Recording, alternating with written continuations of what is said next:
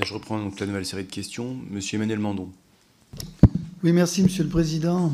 Madame la Contrôleure Générale, je voudrais souligner que votre rapport a le mérite de rappeler une situation très préoccupante et j'y reviendrai pas car au-delà des constats, nous avons le devoir tous de rechercher des solutions concrètes et réalistes. Je voudrais donc vous interroger sur le travail en prison.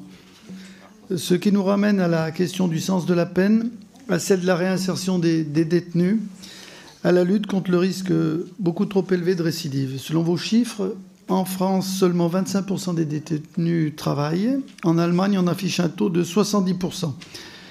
J'ai rencontré avant-hier dans mon département le chef Thierry Marx, dont on se souvient qu'il avait proposé d'introduire il y a 20 ans des cours de cuisine en prison avec la possibilité d'obtenir un bac pro. Et son expérience lui faisait dire que le taux de récidive baisse significativement dès lors qu'il y a un projet professionnel pour les détenus. On se souvient que la loi de juin 1987, depuis cette loi, le travail des détenus n'est plus obligatoire en France. Et depuis cette date et l'ordonnance du 1er mai 2022, la personne détenue qui souhaite travailler doit demander à être classée au travail par l'administration pénitentiaire sur volontariat.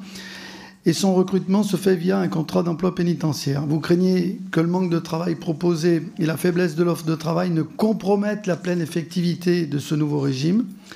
Alors que le Parlement se penche actuellement sur la création d'un contrat d'engagement de 15 heures hebdomadaires d'activité obligatoire afin de permettre le retour à l'emploi des personnes qui en sont le plus éloignées, ne pensez-vous pas que pour les détenus de fait éloignés de l'emploi, c'est certain, le rétablissement en prison de l'obligation de travail et ou d'un projet professionnel permettrait de structurer une véritable offre de travail avec la signature de partenariats d'entreprise et de créer ainsi de réelles conditions de réinsertion.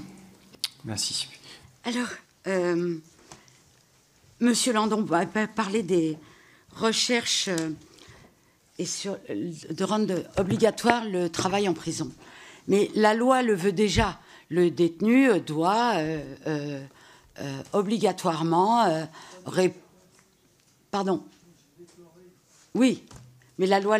Oui, je le comprends, je le déplore aussi. Parce que la loi prévoit que le détenu doit répondre positivement aux propositions qui lui sont faites. Et malheureusement, ces propositions n'arrivent pas. Moi, si vous voulez qu'on en reparle plus tard, moi, je serais ravie qu'on puisse échanger sur le travail en prison. On a eu des prestataires, notamment, qui nous disaient ce que je vous disais tout à l'heure, la difficulté d'entrer en prison rebute beaucoup. Ensuite, il y a la frilosité des employeurs qui sont parfois des marques de grand luxe qui confient aux détenus. On m'a dit surtout ne racontez pas quelle marque... avec quelle marque travaillent les détenus, parce que mes commanditaires ne veulent surtout pas que les dames qui achètent leur rouge à lèvres apprennent qu'ils sont ils sont conditionnés par des grosses paluches de détenus. Bon, il y a eu un moment aussi où un concessionnaire est venu, un commanditaire est venu à l'atelier voir, et il se trouvait qu'il est venu à l'improviste et que c'était jonché de crottes de rat, à la suite de quoi... Je crois qu'il a retiré ses crèmes de l'atelier travail. Donc, pour tout ça, pour vous dire qu'il y a de nombreuses entraves au fait. On devrait le rendre plus simple. C'est comme je vous disais tout à l'heure, ce prof qui a fini par renoncer parce qu'il lui fallait 2 heures chaque fois pour rentrer dans la prison.